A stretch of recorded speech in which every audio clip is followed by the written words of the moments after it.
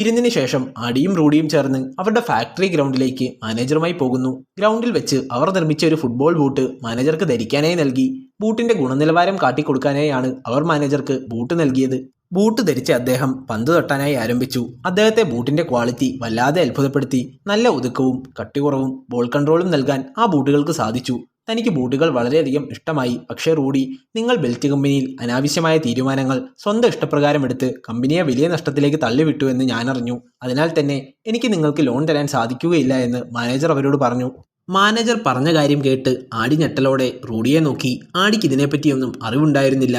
Manager പറഞ്ഞത് കേട്ട റൂഡി, താങ്കൾ പറഞ്ഞ ഒന്നും ശരിയല്ല എന്നും മുങ്ങിക്കൊണ്ടു നിന്ന ബെൽറ്റ് കമ്പനിയെ ഞാൻ രക്ഷിക്കാനാണ് ശ്രമിച്ചതെന്നും ഉറക്കെ വിളിച്ചു പറഞ്ഞു. നിസ്സഹായനായ ആടി ഇരുവരെയും നോക്കി നിന്നു. അവിടെ വന്ന് ഇരുവരും വീട്ടിലേക്ക് മടങ്ങി. പോകും വഴിയിൽ സത്യം ആടിയോട് മറച്ചു വെച്ചതിന് റൂഡി മാപ്പ് പറഞ്ഞു. തുടർന്ന്, നമ്മൾ ഒന്നിച്ചു നിന്നാൽ ലോകം കണ്ടതിൽ വെച്ച് ഏറ്റവും വലിയ വിജയികളായി നമുക്ക് മാറാൻ സാധിക്കുമെന്നും റൂഡി കൂട്ടിച്ചേർത്തു. എന്നാൽ ബാങ്ക് നമുക്ക് ലോൺ തരില്ല എന്ന് ആടി മറുപടിയായി പറഞ്ഞു.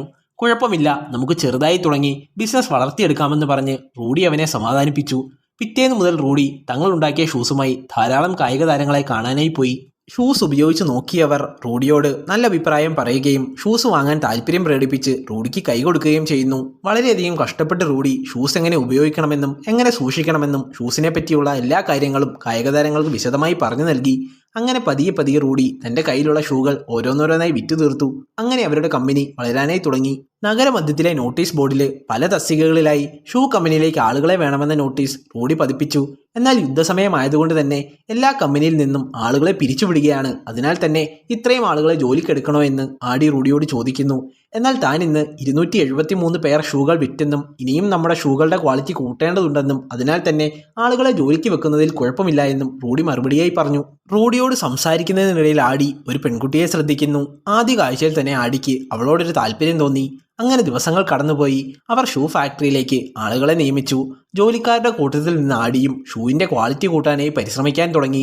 എത്ര പരിശ്രമിച്ചിട്ടും കാഠിന്യം കുറഞ്ഞ രീതിയിൽ ഷൂ ഉണ്ടാക്കാനുള്ള മെറ്റീരിയൽസ് ആടിക്ക് ലഭിക്കുന്നില്ല. അതിനാൽ തന്നെ മറ്റൊരു മെറ്റീരിയൽസ് ഉപയോഗിക്കാമെന്ന് ആടി ജാക്കിനോട് പറയുന്നു. പക്ഷെ അങ്ങനെ ചെയ്യുകയാണെങ്കിൽ കമ്പനി ലാഭത്തിലേക്ക് എത്തിക്കാൻ കഴിയില്ല എന്നാണ് റൂഡി പറയുന്നതെന്ന് ജാക്ക് മറുപടിയായി പറഞ്ഞു. എന്നാൽ ഞാൻ ഉണ്ടാക്കുന്ന ഷൂ നല്ല ക്വാളിറ്റി ഉള്ളതാകണമെന്നും കമ്പനിയുടെ ലാഭം ഞാൻ നോക്കുകയില്ല എന്നും ആടി പറഞ്ഞു.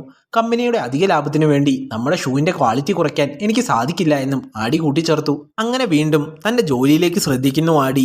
ഷൂവിൻ്റെ ക്വാളിറ്റി കൂട്ടാൻ പല പല കാര്യങ്ങളും ആടി ചെയ്യുന്നു. റൂഡിയുടെ കാറിൻ്റെ ടയർ ഉപയോഗിച്ച് ഷൂവിൻ്റെ ക്വാളിറ്റി കൂട്ടാൻ ആടി ശ്രമിക്കുന്നു. അങ്ങനെ ദിവസങ്ങൾ കടന്നുപോയി. നഗരത്തിൽ വെച്ച് കണ്ടുമുട്ടിയ പെൺകുട്ടിയുമായി ആടി പ്രണയത്തിലാകുന്നു.